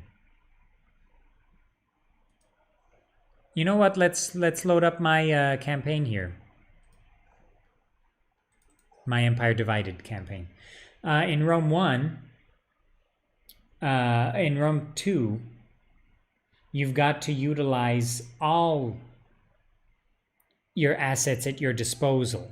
Right? So you have more things that can give you money than in Rome 1. So in Rome 2, you have the addition of raiding. For example, you can send your armies and navies and raid neutral and enemy territory for money. You can use Magi or the dignitary agent to deploy and steal money from an enemy province here, like I'm doing right here. You can use your spy to steal money from enemy agents and characters. You've got to use all of the tools in your toolkit in Rome 2 in order to keep up with the AI, because the AI does use raiding. They do use agents, and you just have to do it. You have to use all the tools at your disposal, and then things will work out for you. So as you can see here, I also conquered part of Greece here, Thessalonica. So actually, what's happened here is I've been using my agents to destabilize neighbors because I'm still a client state of the Sassanids. I can't declare war on factions, so I'm using my agents to destabilize regions, and then I move into the region with my armies. So it's actually pretty funny. But yeah, DEI actually has done its own balancing of the Empire Divided campaign, so you can play Empire Divided with DEI installed indeed. What else do I have to say about this here? I'll probably do one battle in this campaign here. And then let's get our king. He just fought a battle up there with this rebels in Phanagoria. So I'm going to send him down to Armenia here. And I wonder if I should declare war on the Sassanids soon. But in any case, Ruaidi says, the aspect I think Medieval 2 battles get right is the sound effects of bows, crossbows, and guns. Feel much crunchier than later games. There's also the element of units on higher ground having more range. I agree with the units on higher ground having more range in Medieval 2. That's definitely better. I think that's true in Rome 1 as well. Yes, please let me know. I think that's true in Rome 1 as well. Rome 1's battle mechanics are actually even more advanced than Medieval 2's to a degree because, for example, shields have no effect on the back or side of a unit where the shield is not deployed in Rome 1, whereas in Medieval 2, like the shield has like 50% effectiveness on the sides, whereas it shouldn't, depending on where it is. And Rome, I think, has like the shield is 100% ineffective from the back, whereas in Medieval 2, I think it might still be a percentage. But please, someone with more innate knowledge of that, please remind me. But there is a difference between Medieval 2 and Rome 1 there, where Rome 1 actually has the more advanced battle engine. But have I recruited a whole army there? Yeah. That's partially why I'm in a deficit here. I'm building up my armies quite a bit. So this guy's middle name is Pupius. I don't know what Pupius means, but I don't know if I want to know. In any case, I'm trying to make Pessinus revolt so that I can move in there. That'll be nice. And I have a Magus deployed in Armenia to increase my tax rate. And of course, I have my unique building constructed, the Echmiadzin Cathedral. So yeah, all things are happy here. I think I will declare war on the Sassanids soon. I'll let my armies here recover, and then I'll go for it. But what else do I want to say about... yes, so Thunder Kettle, who is a modder, very experienced one, says Rome 1 has more intricate defense values when you delve into the files. So indeed, Rome 1 has more advanced engine there. I guess I'm done with my turn here. Let's end the turn.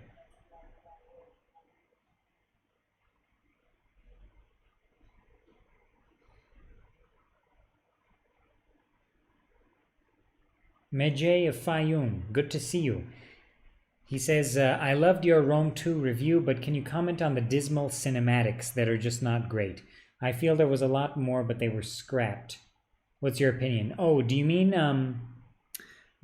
the movies like with agents and things like that not having their own movies and animations? Yeah, it's sad because one of the funniest and nice aspects of Shogun 2 were the agent movies. So it is sad to see that in Rome 2 there are not nearly as many, right? But they're being blackmailed. I'll do nothing. Hey, he wounded my guy.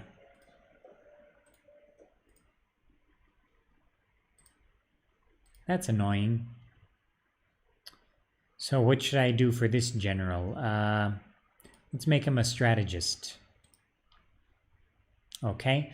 Oh, so now here's the thing. Rome 2 has an RPG style trait system, right? And you get some regular traits that just come with your character and they develop as the campaign goes along. So this guy has Born Leader, right? And it's okay. Like, I'd say I prefer the RPG system in Shogun 2's. Or here's the thing. I wish they had more of these traits here and more focus on that than the RPG system. I like the RPG system. I think it's cool that you get to choose what kind of generals you want, but I think the emphasis should have been on the regular traits, and the RPG system, I think, could have had more of an impact in certain areas than it does. But in any case, what do I want to do here? I want to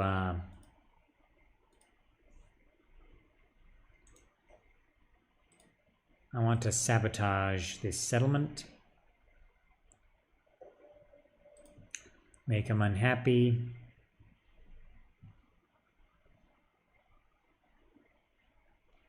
Yeah, I'm gonna start raiding. And then if Galatia, which is a client state of the Roman Empire, if Galatia declares war on me, then since I'm a client state, they'll declare war on the Sassanids, which I don't think they want to do right now. So that's why I'm working really hard on kind of eating away at their territories here. And I'm also working on sending this army to Sparta along with my fleet here so that I can take Sparta. Because why not? This turned into a very weird campaign indeed.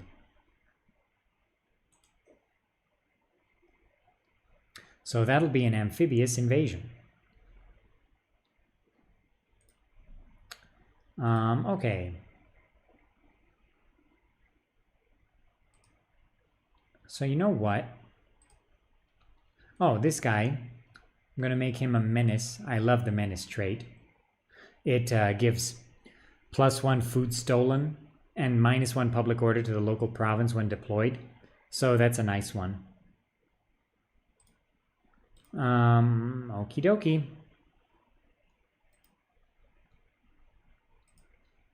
I think that's pretty good for this turn. Sorry for saying okie dokie, I didn't mean to. Let me check the chat here.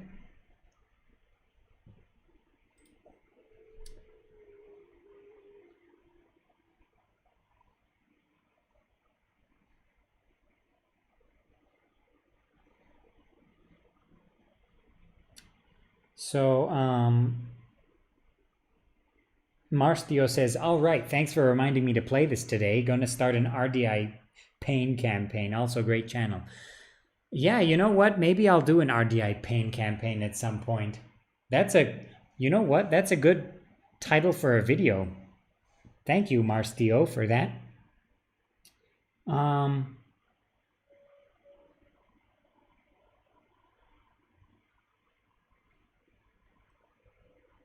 Yeah, the characters in Rome 1 and Medieval 2 were the best in the entire series. I agree. I agree. I actually like Shogun 2's characters as well. I think it worked really well for that game, especially with the design and the portraits and the length of the campaign and things like that. But, yeah, Rome 1 and Medieval 2, really good characters. I'd say Rome 1's are better than Medieval 2's because I think Rome 1 has better character portraits.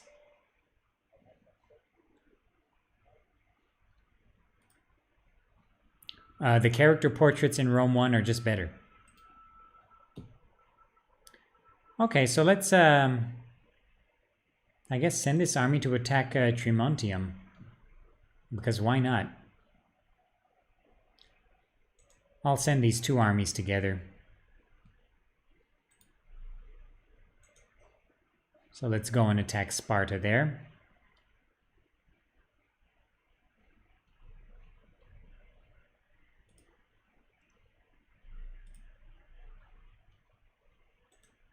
So let's get our army set up here. I want to rebel against the Sassanids here. I don't want to be a client kingdom anymore.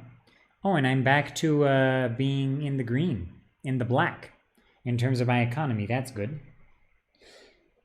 Oh, Medjay of Fayum asked, are games about Rome cursed? Do people think that? No, I don't think that. I don't think that. Imperator, you know, Imperator has its flaws. But I still enjoy it quite a bit. I know it's not as successful as Crusader Kings, but, you know, there's a lot of reasons for that.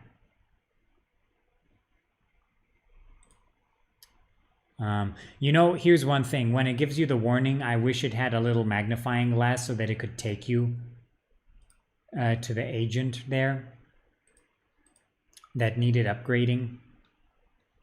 So it's not this guy, it's this guy. So like this one, Kiplu, that's like an Akkadian style name, right? So it doesn't make sense as a character for Armenia, especially in the 3rd century AD. I doubt anyone had Akkadian names in the 3rd century AD. So yeah, bad job there in terms of the name. Yeah, character portraits in Medieval 1 and Rome 1 are the best. Unrivaled. Medieval 2 character portraits, I don't like at all. Not at all.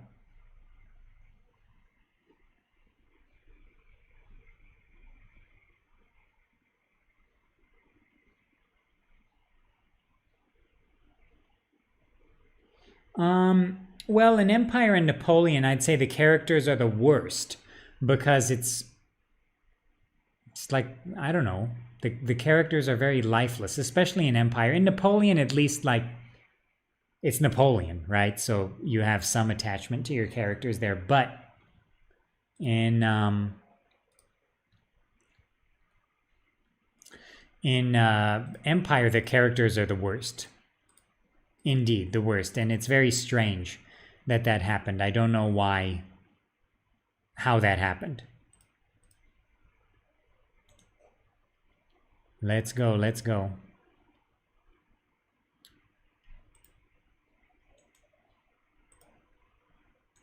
So this is the German Confederation. The Germans confederated, and now they pushed into the Roman territories here.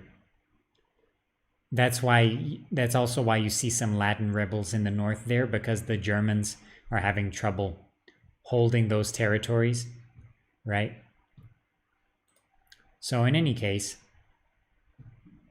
I'm still working on Pessinus here.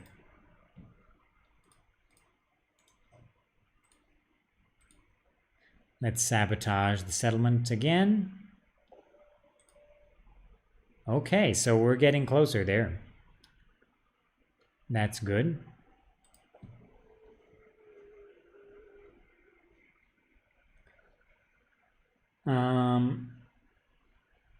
Yeah, and Viking Invasion for Medieval 1 has really nice portraits as well. Medjay of Fayum says, will there ever be a Rome 3, in my opinion? I think so. Why not? Why not? The Total War series is going to keep going. They're going to keep making games. I think we'll see a Rome 3, but I don't think we'll see it on the same engine as Rome 2. I think they're going to upgrade the engine at some point, and that's when we'll see a Rome 3.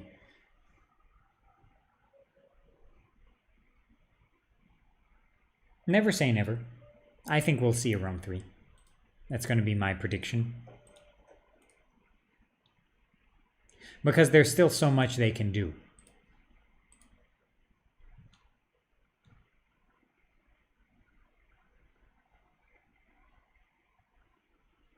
Nessie says, are you Armenian? Yes. Angel of Death says he might be an Akkadian time traveler. I am not Akkadian, I'm Sumerian. I'm offended. Just kidding, just kidding. Gudea is a Sumerian king. So what? I'll make him a magi or something.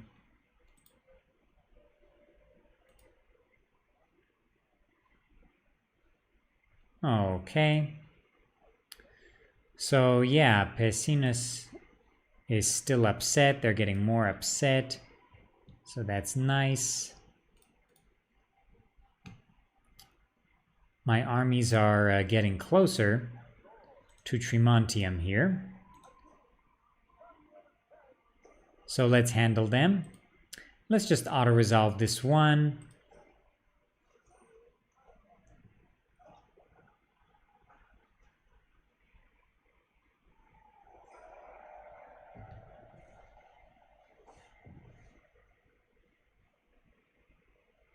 Ruairi says, I'm surprised you like the unit cards in this. They're better than in the Grand Campaign, but they're very flat compared to Attila's. Yeah, I see what you mean. I don't know. There's something about the colors here. I think that it's very pleasing. I find them pleasing. Okay, so let's upgrade the army here. Let's make them engineering experts. I never do that one. Okay, so now Tremontium is ours. Very cool. So let's send this guy back to Nicomedia. And soon we're going to have Sparta as well. So unbeknownst to the Sassanids, I've been expanding in the West. Yeah, this was definitely one of the weirdest campaigns I've played. But I've been having fun with it. It's cool to kind of experiment with what you can do. All right. So I've got 3 full stacks in Armenia here, which is good.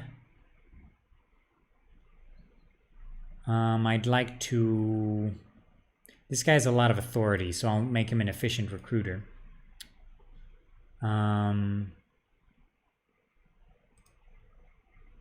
Okay, so historically, this should be Gabala. Gabala or Kabalaka, not Gabata. Minor thing. Also, with the province system in Rome 2, it's weird to see like the city of Tarsus and then it says province Syria.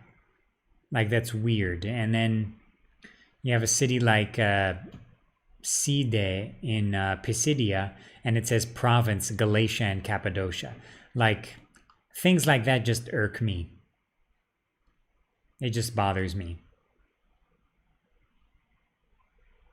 to see strange things like that. So yeah, let's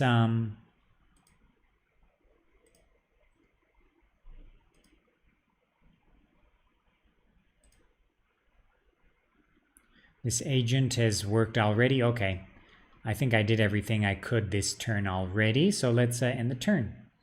Oh, I can make an edict. Oh yeah, because I gained Imperium.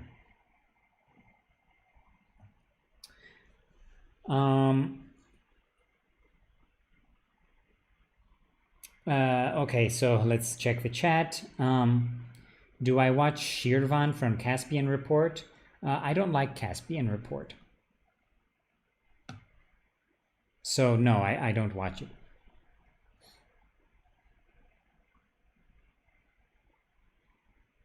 What's my opinion on the current status of Total War? I wish they were making more historical games. I mean, I'm fine with fantasy and all, but I really prefer historical games. And I think a lot of players do. A lot of players do. Oh, I still didn't do an edict. Okay, let's make an edict in Caucasia. Let's make it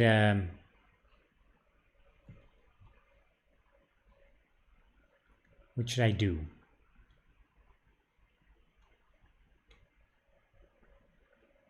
Let's do tax harvesting. Oh, and I should change the edict in Armenia as well. Let's do tax harvesting. Okay. Character has an unassigned skill. Again, I wish there was a magnifying glass there because I can't remember who Shar Kalishari is. Actually, I do remember who he is. He's a veteran in one of my armies. I remember him because I said, why is there a character named Shar Kalishari in the 3rd century AD? That was the name of a king from 2300 BC of Mesopotamia. So in any case,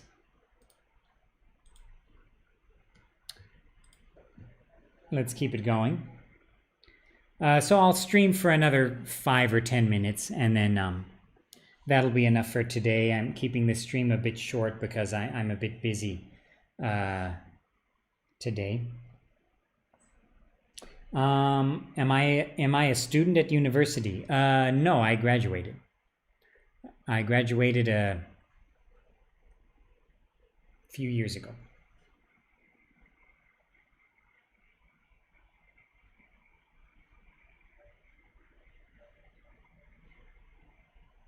Is there a list scroll? Yeah, oh yes, there is. I could find him that way, but I actually remembered who he was. So yeah, I found him.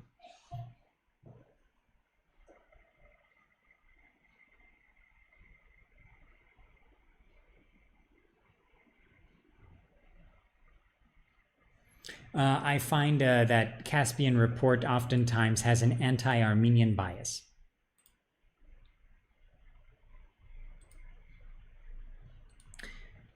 Okay. So Pessinus is getting more upset here. That's good. So here I'm using all my tools at my disposal, right? I'm using raiding. I'm using my magi to disrupt the province. And I'm using my spies to cause disruptions as well by deploying them in the province. So it's cool. It's cool, right? So let's take Sparta here.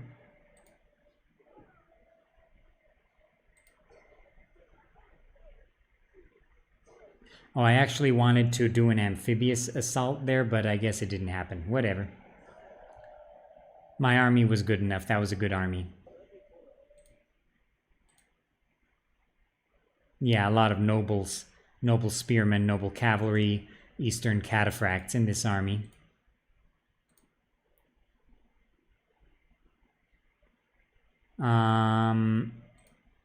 Yeah, so I'll make this guy a strategist as well. Okay, so we got Sparta.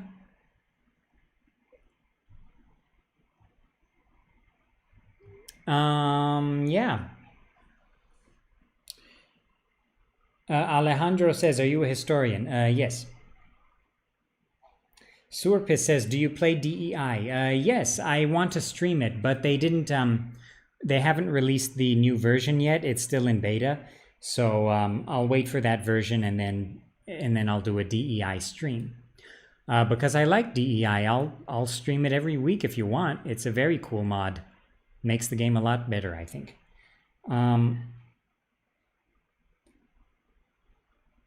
Lucian says, are you from Armenia? No. Fruit Punch Samurai says, so what's your take on the whole situation with Azerbaijan? So once the channel gets a little bit larger, maybe once I get to 3,000 subscribers or something.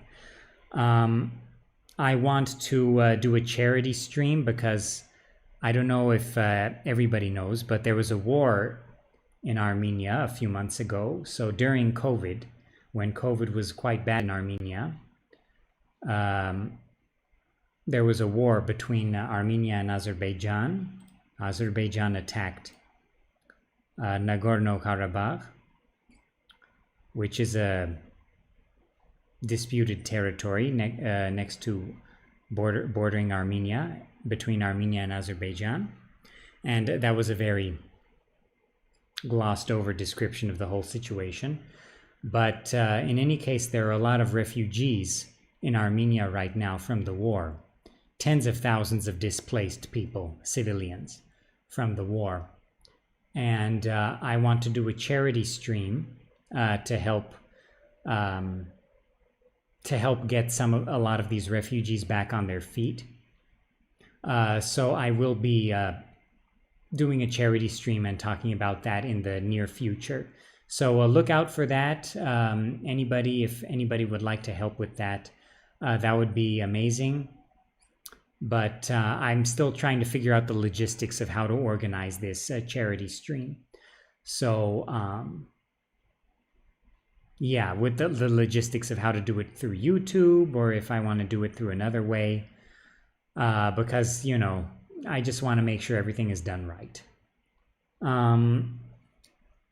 But in any case, DEI,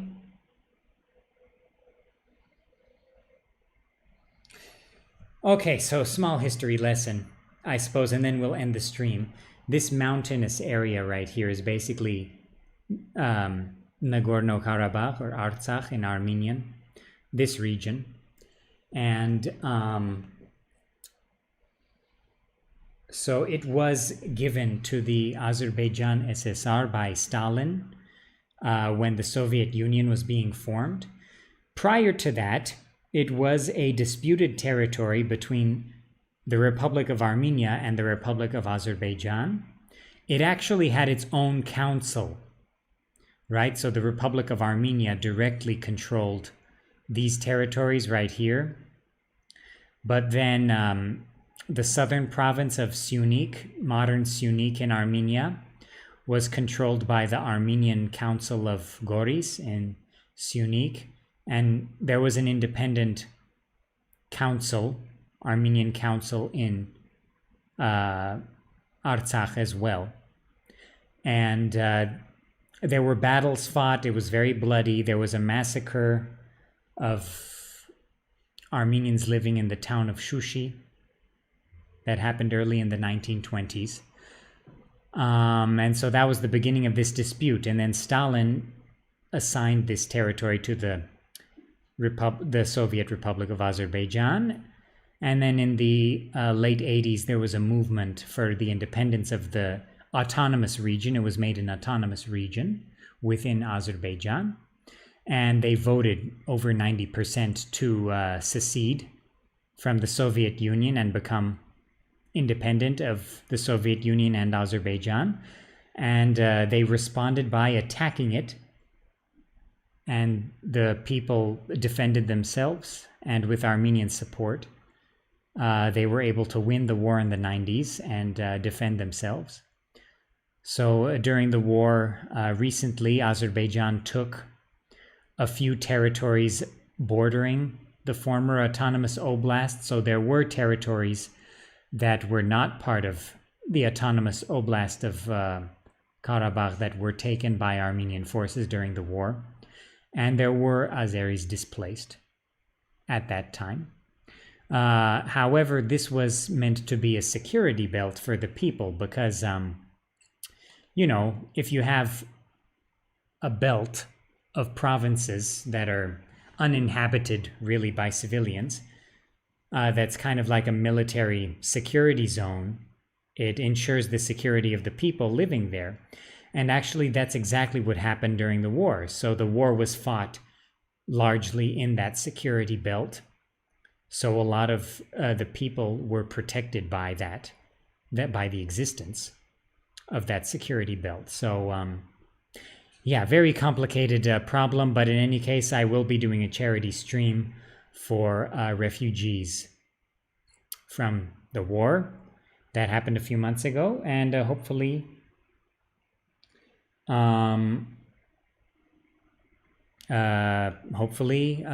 we'll be able to raise some money for those people, because they're having a really hard time. Tens of thousands of displaced people. But in any case, I hope that wasn't too much of a tangent there. Actually, you can play as the Armenians of Artsakh in Europa Universalis 4. They're an independent Armenian statelet in this region right here. Not in total war, unfortunately. They're not included. But in any case, that's pretty much... I don't hate anybody. I don't hate anybody. Someone is asking me if I hate someone in the comments. No, I don't hate anybody. I don't live in the USA. I'm live streaming to you from the Republic of Armenia. Have I heard the songs by System of a Down, Protect the Land? Yes, I have. They're pretty good. They're pretty good.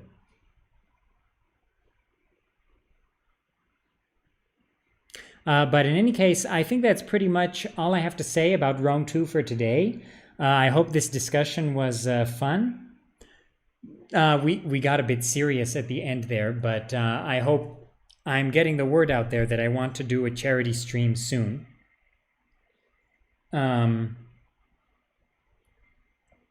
So yeah, I'm glad I was able to let everyone know about that. But yeah, my thoughts about Rome 2. I like Empire Divided a lot. I think Rome 2 is a fun game. I think it's a really big experience. It's very expansive. It has a lot of problems that we talked about in the review and on the stream, but I hope I was able to answer a lot of people's questions about yes, I'm from America. I'm from America. I was born in America. Just talking to the chat here. But yeah, so if anyone has any last minute questions, please, I'll give you a couple minutes to ask any last minute questions about Rome 2 or whatever topic you'd like. Q&A, perhaps. And yeah, then I'll end the stream, and perhaps we'll stream DEI next time, because that is indeed a very well done mod. I really enjoy it. Quite a bit. So let's check the chat here. Yeah, no, I'm not in the US. I'm streaming to you from Armenia. What else here?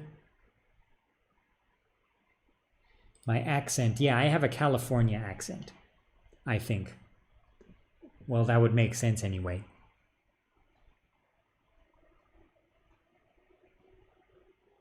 Nessie Andrew says, you're doing a great job. Thank you very much. Thank you. Greek Hoplite says, what do you plan for the future? Will you be streaming more often or produce more videos? I will be doing both. I'd like to do streams at least once or twice a week, because I think that's a good schedule. I think that's fun for people. If there's a stream once or twice a week and it gets the community together, it gets people talking.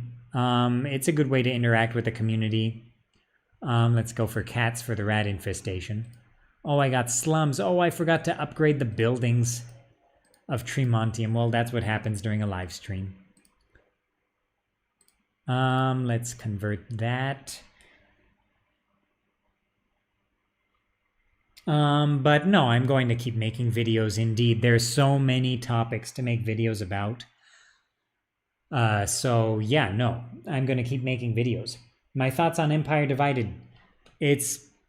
I'd say it's my second favorite campaign in Rome 2. I really like Empire Divided. It's very fun. You really feel like it's a longue durée kind of campaign, because it's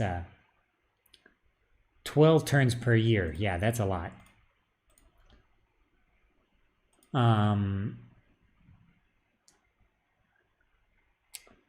Do I plan on reviewing the Bronze Age mod for Rome 2? Yeah. Yeah, I know they're working on a campaign release, so I'm excited for that. I'm excited for that. What else? Do you have to stream Rome 1 as Egypt? You can't run away from it forever. Okay, you mean like vanilla? Okay, I'll stream Rome 1 as Egypt. Why not? It'll be painful. It'll be painful as a historian, but okay. Why is the Discord silent? I don't know. Guys, let's talk on the Discord. Why not?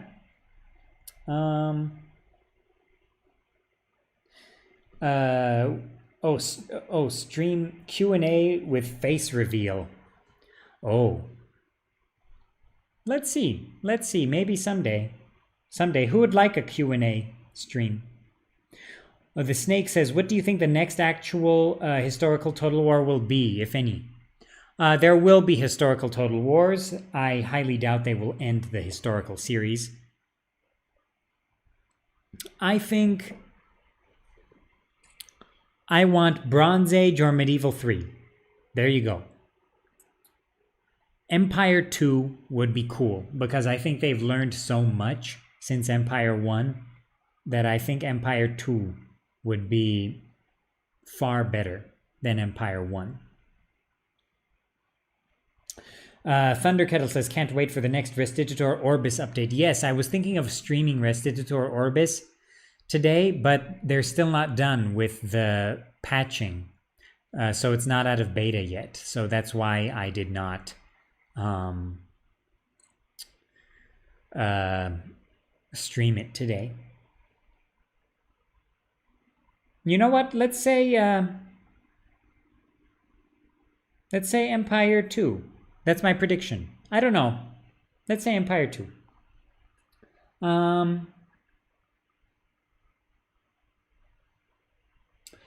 What period would you like if you could have any in a future history title? Ancient Near East Total War. I want Gudea campaign. Gudea campaign is a provincial campaign. You have Rise of Sargon and fighting against Lugal Zagessi. You have the Sumerian city-states campaign with Ea Natum, king of Lagash, and a bunch of other city-state kings. You've got the Bronze Age campaign, the Middle Period campaign, where you've got the Mitanni, Hittites, Egyptians, things like that. And then you've got the late campaign with Neo-Assyria versus Urartu, Babylonian rebels, and Elamites and Egyptians. And then you've got Rise of Persia DLC. Final DLC for that game would be Rise of Persia. That's what I want. I don't think they'll do it, but that's what I want.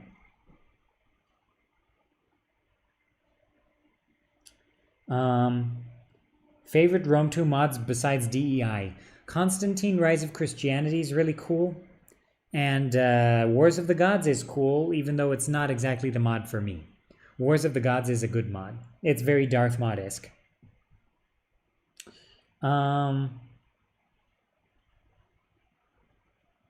Yeah, there is a Cyrus the Great mod for Rome 2. I should check it out.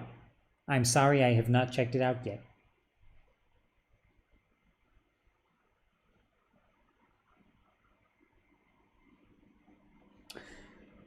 Okay, everyone. I think I've got to end the stream right here. It was good to see all of you. Good to talk to all of you. Yeah, I hope you enjoyed the Rome 2 review. I enjoyed making it. It was quite cool to make. I think the game Rome 2, again, controversial game, but I like it a lot. And I think I talked about all my criticisms and how I feel about all the aspects and the battles and the campaign in the review. And I think I kind of finished talking about it in the stream here. So, am I using a map mod? No, No, I think this is just the Empire Divided map here. No, I'm not using any mod. I am trading with a lot of people here. So I wonder if that's what you mean? Like a lot of the map is lit up because I'm trading. But, yeah. Oh, Crete is open. Okay, I'm gonna go get it. But in any case, I'll see you guys. Oh, hello, Marcus. Oh, it's okay if you missed most of the stream. It'll be up soon. Yeah, it was mostly just a discussion stream. We were just talking about Total War, talking about Rome 2. So we'll have another stream on Saturday or Sunday. I'll announce it. So anyway, it was good to see all of you. I hope you all have a great rest of your day, or have a good night if it's the evening like it is here. So I'll see you guys in the next video.